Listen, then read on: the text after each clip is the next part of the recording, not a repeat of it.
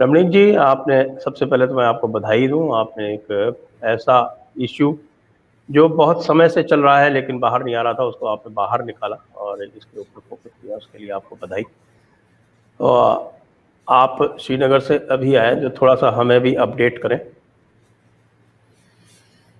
संजय जी, इसमें क्या है सर कि ये मतलब ऐसा नहीं है कि ये दो लड़कियों के साथ हुआ है, और ये ऐसा नहीं है कि आखिरी बार हुआ है। ये करते रहेंगे, हटेंगे नहीं।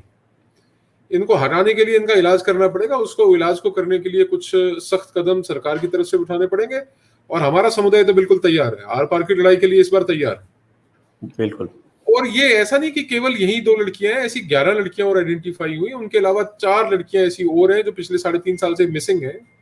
तो कुल जो संख्या है वो 15 पे चली जाती है। जो अभी मतलब अभी मैं 3 दिन लगा के आया हूँ श्रीनगर में। 3 दिन में जो आप कहते हैं it is just scratching the surface वाली बात है। तो इतना अभी 3 दिन में मालूम चला है मेरे को। और जहां तक द केस इन पॉइंट की बात है, जो हमारी बेटी मनमीत कौर है, इसको शाहिद नजीर भट्ट नाम का एक आदमी है, जिसने हमारी इस बच्ची के साथ जबरन धर्मांतरण करके गन पॉइंट के ऊपर निकाह पड़वा के और उसके बाद अबडक्ट करके गायब किया। गायब करने के बाद बहुत मुश्किल से उस लड़की को काफी दूर से गुलमर्ग के पास से उसको रिकवर किया। गुलमर्ग श्रीनगर से दूर, गुलमर्ग से उसको रिकवर करके और फिर वापस लेके आए ये लोग। तो पुलिस की पनाह में 164 के बयान करने के लिए कोर्ट, बिमना कोर्ट है, एक लोअर कोर्ट है श्रीनगर में, बिमना। तो बिमना कोर्ट में उसको ले गए। बिमना कोर्ट में ले जाने के बाद थोड़ी देर के बाद कहा कि साहब, वो लड़की जो मनमीत है वो अपने बयान देके चली गई। तो उसको रोका, पुलिस वालों को पूछा कि भाई कहाँ चली गई, कब चली गई, तुम तो देखा नहीं जाते हुए। तो कहने लगे नहीं साहब, उसको वो डिक्की में डाल के ले गए। ये पुलिस का बयान था, वो डिक्की में डाल के ले गए। तो भैया डिक्की में डाल के कैसे ले गए? तो यहाँ पे मैं आपको बताना चाहता हूँ कि एक लोकल वहां पे एक सिख ऑर्गेनाइजेशन है, उसका नाम है यूनाइटेड सिख फोरम कश्मीर। तो ये वैली के जो सिख हैं, 42,000 सिख हैं जो वैली के अंदर जो अब बचे हैं, केवल 42,000, उनकी रिप्रेजेंटेशन करते हैं, उनके हक हकूकों के लिए, उनकी एस्पिरेशंस के लिए, डिजायर्स के लिए काम करते हैं। और जहां पे कहीं पे ऐसा इंसिडेंट होता है तो वहां पे बिल्कुल गढ़ के जो है वो सींग फंसा के एडमिनिस्ट्रेशन के साथ काम करते हैं। तो जब इन्होंने थोड़ा टफ किया और मोर्चा नहीं हटाया और सीज डाल दी बिल्कुल गेट के बाहर बिमना कोर्ट के, कि हम जब तक हमारी बेटी हमारे को हैंड ओवर नहीं की जाती तब तक हम उसको लौटाएंगे, हम यहाँ से जाएंगे नहीं। तो इतने में डिसीट का एक हिस्सा है, एक सब इंस्पेक्टर नसीर है। सब इंस्पेक्टर नजीर आता है, उर्दू में लिखी हुई एक तहरीर जो है वो लड़की के माँ बाप के पास लेके आता है। और जब उनको कहते हैं कि साहब इसमें क्या लिखा है, तो वो कहने लगे भी इसमें ये लिखा है कि हम आपकी बच्ची आपको हैंड ओवर कर रहे हैं।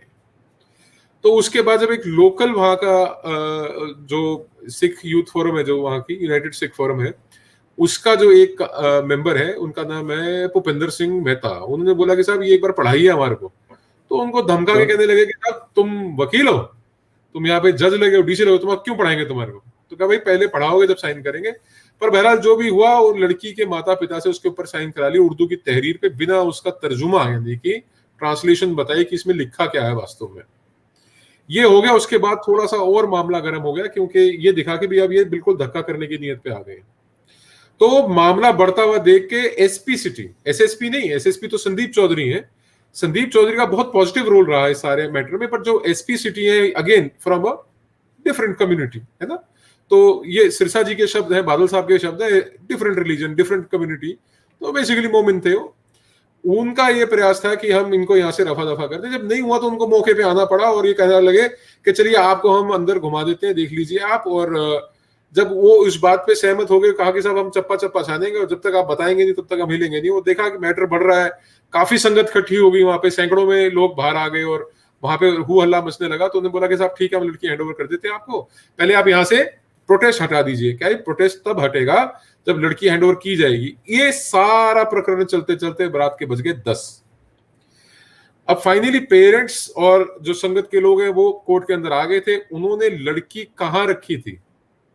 जेके बैंक का एटीएम है, एटीएम के अंदर लड़की को बंद कर रखा था। एडमिनिस्ट्रेशन के यह हालात हैं, जहां एक तरफ माता पिता को गेट के बाहर पुलिस वाले बंदूक दिखा के रोक के रखते हैं, वहीं दूसरी तरफ ये आदमी, लड़का कहना गलत होगा, शाहिद नजीर भट्ट को, ये 50 साल के लगभग की उम्र का आदमी है, 2 इसकी बीवियां हैं, 2 शादियां इसकी हो रखी, और ये 18 साल 1 महीना 18 साल 1 महीने की लड़की को जबरन, इसके बारे में जब पता किया डिटेल में, तो he is very well connected in the police, जो यहाँ के प्रशासन है उसके अंदर।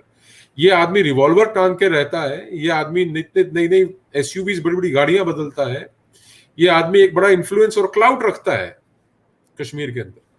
तो इस आदमी को अलग रास्ते से पुलिस वालों ने निकाला और बच्ची हैंडओवर करी।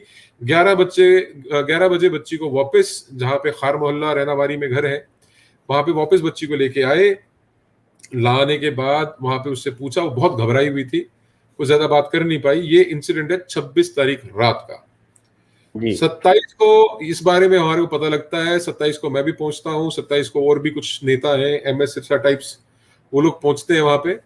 और जब हम पर्दे के पीछे ये काम कर रहे होते हैं कि कैसे ये जो सारा यहाँ पे एक मामला और ये सारा फसाद खड़ा हो गया, इसको कैसे ठीक करना है, तब ये दिल्ली के नेताजी आते हैं और वहां पे मुजाहरे करते हैं, यानी कि प्रदर्शन करते हैं, वहां पे लोगों की भीड़ इकट्ठी करते हैं, वहां पे एक मतलब स्वार्थ खराब करने की बातें करते हैं। और मैं आपको ना संजय साहब, मैं एक बताना चाहता हूँ बात, ये वही आदमी है, ये वही आदमी है जब prohibition of unlawful religious conversion act UP सरकार लेके आई थी। ये वही आदमी जिसने कहा था कि अगर आपका धर्म इतना कमजोर है, धर्म में मैं एक बार इसको डिफाइन कर देता हूं, ये सनातन धर्म की बात कर रहा था। ये उस वट वृक्ष की बात कर रहा था जिस वट वृक्ष में से सिखिज्म, बौद्धिज्म, जैनिज्म, ऐसे अनेकों मजहब निकले। ये उस वट वृक्ष को कमजोर बता रहा था कि अगर इतना कमजोर तुम्हारा धर्म है तो ऐसा धर्म होना ही नहीं चाहिए। और यही आदमी सड़क पे बैठ के कह रहा था कि यूपी जैसा कानून हमारे को JNK में भी, कश्मीर में भी चाहिए। आपको कहना चाहिए कि ऐसा कानून हमारे को पंजाब में भी चाहिए और तमाम 29 स्टेटों के अंदर और सभी यूनियन टेरिटरीज के अंदर हमारे को पैन इंडिया ये कानून चाहिए, तब बात अच्छी लगती थी। और मैं आपको एक सच्चाई और बताता हूं संजय साहब, हिपोक्रेसी का बताता हूं। While he was there, I am given to understand, he was enjoying the hospitality of a Kashmir-based politician. How is that? ये आप लगाइए हिसाब, हिपोक्रेसी। सड़क के ऊपर बैठ के आवाजें लगा रहे हैं कि साहब गुलाम नबी साहब ने हमारा साथ नहीं दिया, महबूबा मुफ्ती ने, उमर अब्दुल्ला ने, फारूक अब्दुल्ला ने हमारा साथ नहीं दिया, क्यों नहीं बोलते? और हॉस्पिटैलिटी उनकी एंजॉय कर रहे हैं। देखिए हिपोक्रेसी। एक और दिलचस्प बात बताता हूं जी, इस सारे प्रकरण के अंदर जो काम हुआ, अब मैं आपको आगे की कहानी बताता हूं। मैं लैंड किया जी 27 को। 28 की रात को ये जो लड़का सुखप्रीत है जिसने लड़की से शादी की है, इसके परिवार में इसकी पूरी लड़की की काउंसलिंग हुई। और जिस वोक को, मैं दोहरा रहा हूं, वोक को तकलीफ है, जो ये सवाल पूछ रहे हैं, लड़की ने बिल्कुल अपनी खुशी से, अपनी मर्जी से, अपनी सहमति से इस शादी के लिए हाँ करी है। इसको उसने माना है कि जी अब मैं सेटल होना चाहती हूं, क्योंकि ये लोग अब बार बार मेरे पीछे आएंगे, ये गिद्धों की तरह मेरे पीछे लगेंगे, बार बार मैं घर से बाहर निकलना मेरा दूभर कर देंगे, मैं जहां जाऊंगी झपट्टा मार के उठाएंगे। लड़की को इस बात का रियलाइजेशन था एट अ यंग एज कि मैं अब चाहती हूं कि मैं सेटल हो जाऊं, मेरे को प्रोटेक्शन परिवार के अलावा मेरे हस्बैंड की भी हो और कानून की भी हो एज अ मैरिड वुमन, कि अब मेरे को उठा ना सके। तो ये लड़का जो सुखप्रीत है, ये 28 की रात को 1 बजे तक, मैं राजबाग में रुका हुआ था एक होटल में, राजबाग में मेरे होटल के कमरे में मेरे साथ ये लड़का और तमाम वहां पे ये यूनाइटेड सिख फोरम के 8-10 लोग मेरे साथ मौजूद थे। वहां पे इन्होंने बताया कि साहब ऐसे ऐसे हमने लड़का तैयार किया है शादी के लिए और हम जल्द शादी करेंगे। और सुबह मेरे पास 8 बजे मैसेज आता है कि साहब आप तुरंत पुलवामा पहुंचिए, पुलवामा में छठी पातशाही गुरुद्वारा साहब है, शादी मार्ग, यहाँ पे लावा फेरे करने जा रहे हैं, आप लेके आइए, आप आइए। ये तस्वीर विदाई के समय की है। तो हम लोग गए जी साहब वहां पे, और पुलवामा में लावा फेरे हुए लड़की के। और ये दिल्ली वाले नेताजी कहीं नहीं थे सिरसा साहब, ही वाज नॉट देयर। इनको पता ही नहीं था कि फैमिली ने ये प्लान किया और इस तरीके से यहाँ पे शादी हो गई है, लावा हो गई है। जब लावा होने के बाद श्रीनगर के एक गुरुद्वारे के प्रधान है, प्रेसिडेंट है, उन्होंने इनको फोन करके बताया कि साहब यहाँ पे तो हो गया काम, लावा फेरे हो गए, शादी हो गई। तो उसके बाद दे केम इनटू एक्शन। एक होटल है एयरपोर्ट रोड पे, वहां पे इन्होंने बोला कि हम लोग आ रहे हैं, और विभिन्न प्रकार की बातें। वहां पे 2 नेता थे, मैं आपको बताऊं, एक का तो मैंने आपको नाम बताया, एक और थे सरना साहब वहां पे। ये दोनों नेता वहां पे मौजूद थे। सरना साहब लामा फेरे के वक्त वहां पे मौजूद थे। तो सरना साहब जो है वहां से तुरंत निकल गए श्रीनगर प्रेस कॉन्फ्रेंस करने के लिए। और ताजुब मुझे इस बात का हुआ, मेरे को तो, मैंने तो बाद में सुनी प्रेस कॉन्फ्रेंस और देखी, और उसको मैंने एक्सर्प्ट्स पहले मैंने पढ़े, तो वो कश्मीर के मुसलमानों से माफी मांग के गए सरना साहब दिल्ली से आके, कि साहब अगर आपकी भावनाएं आहत हुई हैं तो मैं सिरसा साहब जी ने जो कहा है उससे, उसके लिए मैं आपसे माफी मांगता हूं। और मैं ये सोच रहा था, मैं यार ये कितने बोल गए हैं यार ये लोग, कितना पॉलिटिकली करेक्ट होना चाहते हैं, इनकी मजबूरी क्या है?